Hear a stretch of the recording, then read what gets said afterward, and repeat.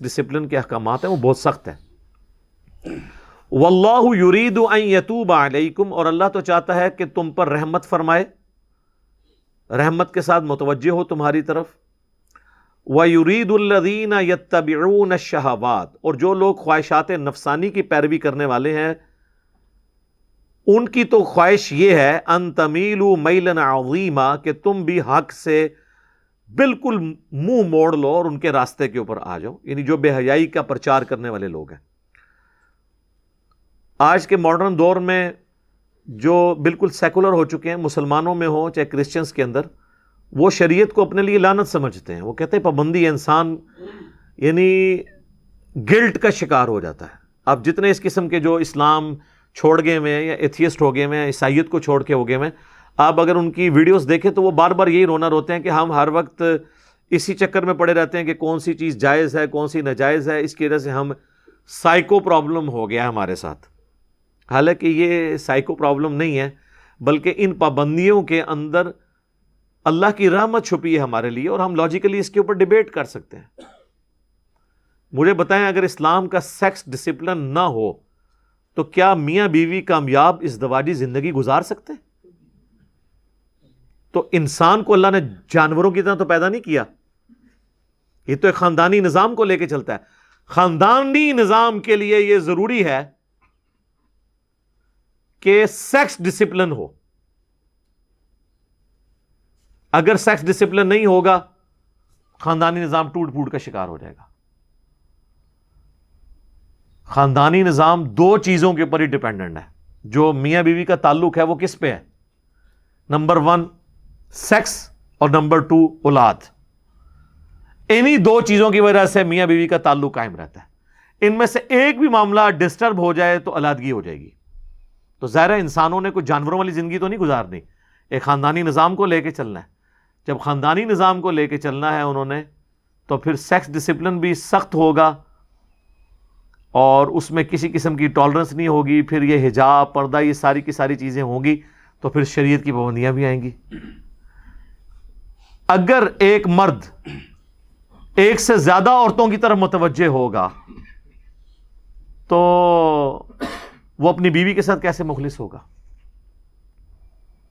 اور اگر ایک عورت ایک سے زیادہ مردوں کے ساتھ اٹیچ ہو جائے گی تو وہ کیسے مخلص ہوگی؟ یہ خاندانی نظام چل ہی نہیں سکتا. یہ ڈیپینڈنٹ ہے اس کے اوپر کہ میاں بیوی ایک دوسرے کے علاوہ کسی اور کی طرف متوجہ نہ ہو. تو اس کے لیے پھر سیکس ڈسپلن ہوگا، پردہ بھی ہوگا، آنکھوں کی حفاظت بھی ہوگی. جو سورہ نور میں آیا کہ مومن مردوں کو حکم دو کہ اپنی نگاہوں کو نیچا رکھیں، اور مومن عورتوں کو حکم دو کہ اپنی نگاہوں کو نیچا رکھیں. اچھا، یہ نگاہوں کو نیچا رکھنا یہ کئی فتنوں سے آپ کو آزاد کر دیتا ہے، صرف سیکس کے پوائنٹ آف ویو سے نہیں، دنیاوی خواہشات سے بھی. یہ جو لوگوں کو خام خواہ ہر چیز کو دیکھنے کی عادت ہوتی ہے نا، موٹر سائیکل پہ چلتے ہوئے بھی 50 جگہ وہ دیکھ رہے ہوتے ہیں، ٹھیک ہے، لوگوں کی گاڑیوں کو دیکھ رہے ہوتے ہیں کون سا ماڈل آیا ہے، نمبر پڑھ رہے ہوتے ہیں کیڑے شہر دی ہے، تو بس وہ اسی چکر میں ہی پڑے رہتے ہیں. یہ صرف بد نگاہی یہ نہیں ہے کہ آپ نے بے حیائی کے حوالے سے نگاہوں کی حفاظت کرنی ہے. بد نگاہی یہ بھی ہے کہ آپ خام خواہ لوگوں کی نعمتوں کے اوپر نظر رکھے ہوئے ہیں اور آپ کے اندر خام خواہ کا وہ جیلسی فیکٹر پیدا ہو اور اندر اندر آپ کوڑتے رہیں اور پھر اس چیز کو حاصل کرنے کے لیے آپ حرام اور حلال کی تمیز گنوا دیں. دنیا کے جتنے فتنے نا ان کا آغاز آنکھ سے ہوتا ہے.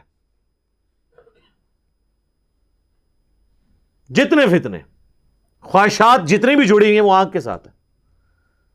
تو نگاہوں کو نیچا رکھنا ہے. کہتے پہلی نظر معاف ہے. پہلی نظر معاف کا یہ مطلب نہیں کہ نظر ڈال کے معافی مانگنی ہے. پہلی نظر ہے اچانک اٹھ جانے والی نظر. وہ مسلم شریف کے الفاظ ہیں. مولا علی کہتے ہیں کہ نبی علیہ السلام نے فرمایا کہ مجھے اللہ نے یہ حکم دیا ہے کہ اچانک جو نظر اٹھ جائے میں فوراً نیچی کر لوں. اچانک کا مطلب ہے کہ فوراً اٹھی. لیکن ایک شخص بازار میں جا رہا ہے اور آپ کو پتا یہ آنکھیں اللہ نے ایسی چیز بنائی ہے کہ بڑی دور تک آپ نہ بھی دیکھ رہے ہو آئیڈیا ہو جاتا ہے اور اس کو پتا چل گیا سامنے سے اسلامی بہنیں آ رہی ہیں. تو اب یہ تو نہیں وہ دیکھ کے پہلی نگاہ کرے گا اور پھر نیت کرتا ہوں پہلی نگاہ کی اور پھر نیچے نہیں. بس اس کا اس وقت پتہ لگ جانا ہی اس کی پہلی نظر ہو گئی. اب دیکھنے کے اوپر وہ اس کی دوسری نظر شمار ہوگی. اور جو بندہ نگاہوں کی حفاظت نہیں کرتا میرے بھائی، وہ جتنی مرضی نمازیں پڑھ لے، جتنے مرضی وظائف کر لے، وہ فتنے سے بچ ہی نہیں سکتا، کیونکہ اسلام کی ساری چیزیں جڑی ہوئی ہیں نا، ایک کے ساتھ کو ریلیٹڈ ہے نا. آپ نے وضو ہی نہیں کیا، آپ جتنی مرضی نماز پڑھیں آپ کی نماز ہونی نہیں ہے. آپ کہتے ہیں روحانیت آ جائے، میں بے حیائی سے بچ جاؤں، گندے گندے خیالات، کہتے ہیں گندے گندے خیالات آتے ہیں، وہ کام ہی تمہارے ایسے ہیں کہ گندے گندے خیال آئیں. ایسے دوستوں کی صحبت چھوڑ دو، ایسے میگزین پڑھنا چھوڑ دو، ایسی ویڈیوز دیکھنا چھوڑ دو. جب آپ وہ اس ماحول سے ہٹیں گے، خود بخود اندر کی تطہیر شروع ہو جائے گی، اور اس کے لیے پہلی شرط نگاہوں کی حفاظت ہے. تو اللہ تعالیٰ نے شریعت کی پابندی لگا کے بیسیکلی ہمیں دنیا کے اندر ہی آزاد کر دیا خواہشات سے. ورنہ یقین کریں کتنی عورتوں کے ساتھ آپ نکاح کر لیں گے یا تعلق قائم کر لیں گے، اس کا تو کوئی اینڈ ہی نہیں ہے. اس کا اینڈ یہی ہے کہ اخلاص کے ساتھ میاں بیوی آپس میں بانڈ رکھیں، نگاہوں کی حفاظت کریں، کوئی ایکسٹرا کوئی کسی قسم کا معاملہ سٹارٹ ہی نہ ہو تاکہ آگے معاملات چلیں ہی نہ. لہذا شریعت کی پابندی انسان کے لیے نعمت ہے. میں اکثر نمازوں کے اوقات کے بارے میں سوچتا ہوں کہ اگر نمازوں کے اوقات نہ ہوں تو جانوروں والی زندگی ہے انسان کی. جو لوگ نماز نہیں پڑھتے آپ دیکھیں ان کی کیا حالت ہوتی ہے. ان کو مغرب کے وقت نیند آئی ہے نا، سو گئے ہیں، اب جا کے رات کو 1 بجے آنکھ کھلی ہے، باقی سارے گھر والے سوئے ہوئے ہیں، اب وہ جاگا ہے، اب اس کو لگی ہوئی ہے بھوک، اب جائے گا فریج میں جا کے دیکھے گا، بجلی ہوگی تو چلو اوون میں کچھ گرم کر لے گا، پڑا ہوگا نہیں ہوگا تو وہ کھانے پینے کی طرف سے بھی ڈسٹرب ہوگا. اب رات کو 1 بجے جاگ گیا ہے تو اب نیند بھی نہیں آئے گی، اور فجر کی جیسے ہی اذانیں شروع ہوں گی نیند آ جائے گی. اور جب ناشتے کا وقت ہوگا وہ الٹا پڑا ہوگا، گھر والے ناشتہ کر رہے ہوں گے. تو نمازوں کا اگر ٹائم ٹیبل نہ ہو تو جانوروں والی زندگی ہے آپ کی. نماز کی وجہ سے ہم اپنے ٹائم ٹیبل کو مینٹین رکھتے ہیں. عصر کے بعد آئے ہیں نا، نیند بھی آئی ہوئی ہے، بندہ کہتا ہے نہیں یار وہ مغرب کی نماز کا ٹائم ہو جائے گا، مغرب پڑھیں گے، اس کے بعد آپ کہیں گے چلو میں اب کھانا کھا لوں، عشاء بھی تو پڑھنی ہے، عشاء پڑھ کے ایک دفعہ ہی سوؤں گا. لیکن اگر آپ کی کوئی روٹین نہ ہو، جو اکثر ہمارے مسلمانوں کے نوجوان بھی ذرا ان کی حالت دیکھ لے کیا ہے، جانوروں کی سی زندگی گزار رہے ہیں، جانوروں سے بھی بدتر.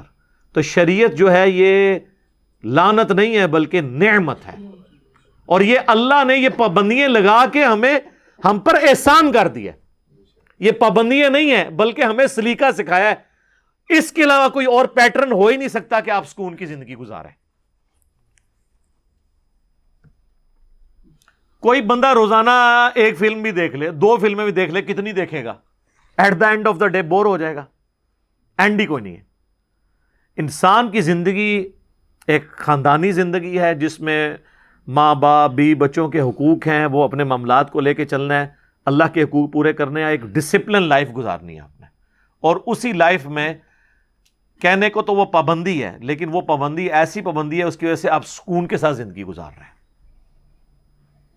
دنیا میں بھی آپ دیکھ لیں، آپ کسی ڈاکخانے کے باہر بینک میں یا ڈاکخانے کے باہر بل جمع کروانے کے لیے کھڑے ہوں اور وہاں پہ 1000 لوگ بل جمع کروانے کے لیے آ جائیں، اگر تو وہ قطار میں کھڑے ہوتے ہیں تو پھر تو سارے کرا لیں گے، اور اگر قطار نہیں بنتی تو پھر تو شام تک بھی فارغ نہیں ہوں گے، اور لڑائی جھگڑا بھی الگ سے ہوگا. ڈسپلن کا یہ فائدہ ہوتا ہے. اس طرح شریعت بھی ایک ڈسپلن ہے.